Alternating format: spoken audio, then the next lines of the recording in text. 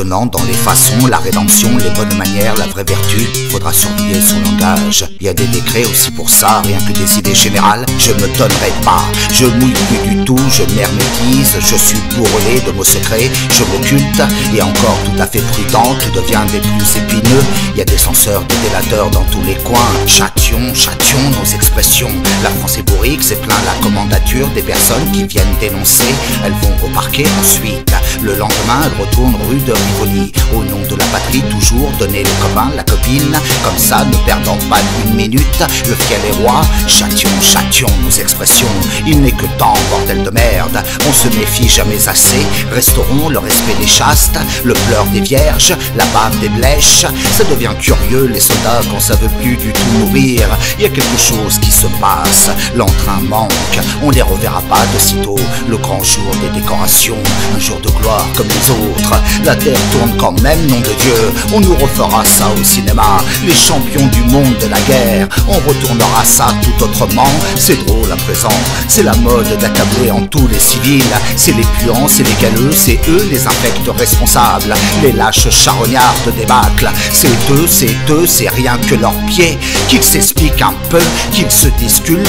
Pourquoi ils ont eu peur comme ça? Pourquoi ils furent pas héroïques? Faudrait peut-être d'abord s'entendre. Qui c'est qui doit défendre la France? Les civils ou les militaires? Les tanks 20 tonnes ou les vieillards? Les tendus, les nières en bas âge, les lardons morveux, les prudents affectés spéciaux ou les régiments mitrailleurs? Ah, c'est pas bien net dans les propos, on n'arrive pas à bien comprendre. Il y a de la confusion, de l'équivoque, on dit pas toute la vérité. Ils ont eu raison, les civils, de se tailler par tous les moyens. Ils ne voulaient pas mourir non plus.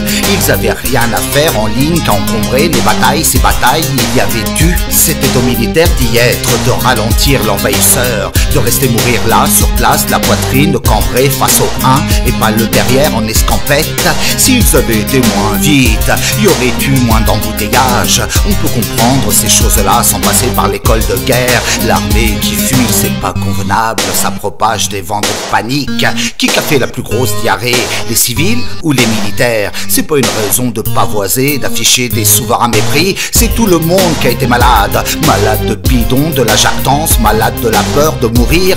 Les partout monuments aux morts ont fait beaucoup de tort à la guerre. Tout un pays devenu caboche aux cris paysans, tartuffes tank qui voulait pas mourir en scène. Au flanc, oui, pour reluire, présent, exécuté, mal donne. C'est le cœur qui trahit là de même, c'est jamais que lui qui trahit l'homme. Pardon alors, et l'après-guerre, qui va en jouir si ce n'est pas nous, les canailles des merdes? Y a que les cons qui clabent. L'après-guerre, c'est le moment le meilleur, tout le monde veut en être. Personne veut du sacrifice, tout le monde veut du bénéfice. Nous gars 100%, au nom de quoi il se ferait buter le soldat des batailles? Il veut bien faire le Jacques encore, il a du goût pour la scène, les bravos du cirque, comme tous les dégénérés. Mais pour mourir, alors pardon, il se refuse absolument. C'est pas dans le contrat d'affranchi, monsieur se barre à vitesse folle, que le théâtre brûle, il s'en palote, c'est pas son business. Et puis d'abord, c'est général, les chefs veulent pas mourir non plus. Vous remarquerez que les grands despotes, les présidents, les forts ténors, les rois, les princesses, tout ça se déhote, fonce au couvert.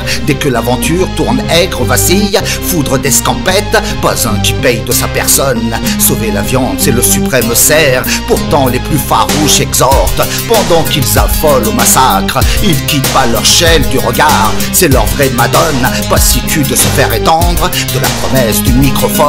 C'est dans le bon jeu, tout ce qu'on voudra, du parfait texte, tant que ça pourra. Pour eux aussi, tout est théâtre. Combien qui se sont trouvés palos sur le moment de payer la note?